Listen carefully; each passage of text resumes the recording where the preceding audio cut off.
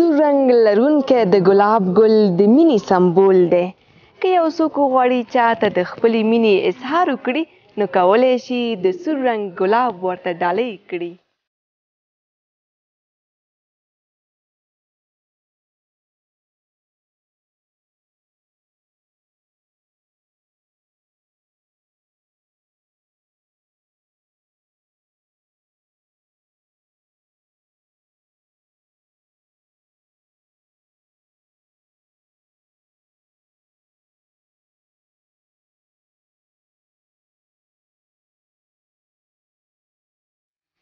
په باغ کې سرې غوټۍ ته وایه چې تا ته تور کشمالي ډېر سلام کوینه. په باغ کې مه وله ډبرې خاښ به یې زخمي کړي بیا به نه نیسي ګلونه. په ګل کې ستا بشره زه وینم لاس مې دې مات شي چې یو ګل به پرې کومه.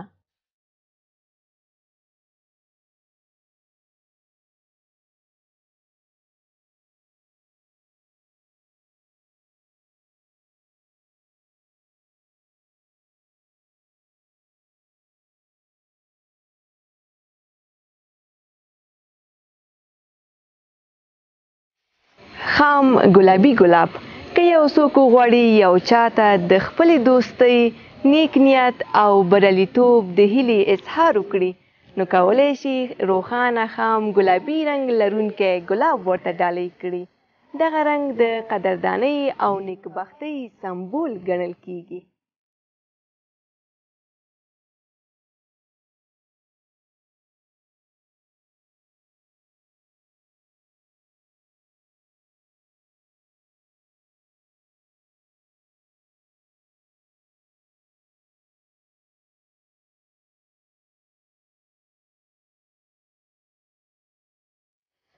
د تیز ګلابي رنګ لرونکی ګلاب چې دا ګل د منندوی او احترام سمبول ګڼل کیږي.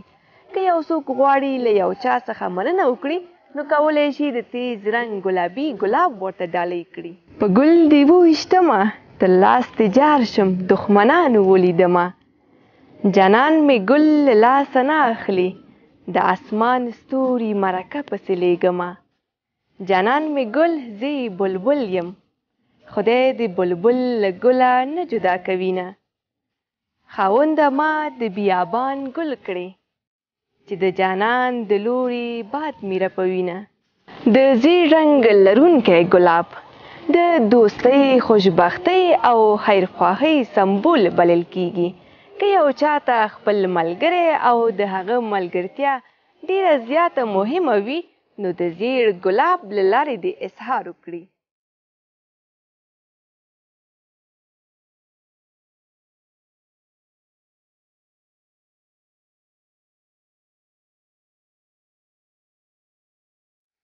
مخ د ګلاب سترګې مشل دی په سر د شال دی نندارې لري درځمه. مخ د له ګل سره سیالي کا ګلاب شرمیږي مخ په پاڼو پټوینه.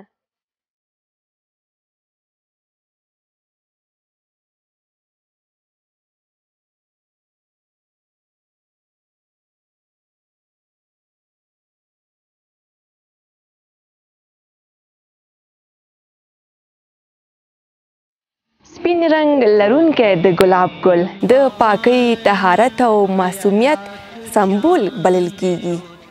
لیلا په باغ کې مسته ګرځي سالو یې ګل دی مخ په پاڼو پټوینه.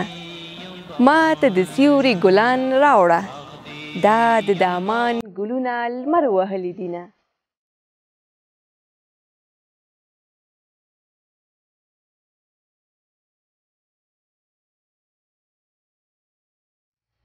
ما ته د ګل په لاس کې راکړ زه به ګل ساتم که به ستا دیدن کومه.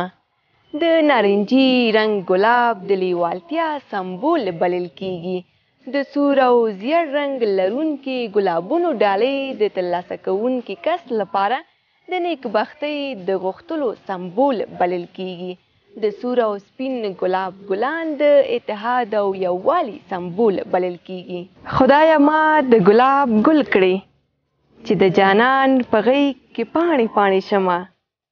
د بلبل هسې نوم پرې بد شو د باغ ګلونه ټول بوره خوړلي دینه د باغ په ګلو مینه مه کړه لیلا د سرو ګلو غونچې په مخ لرینه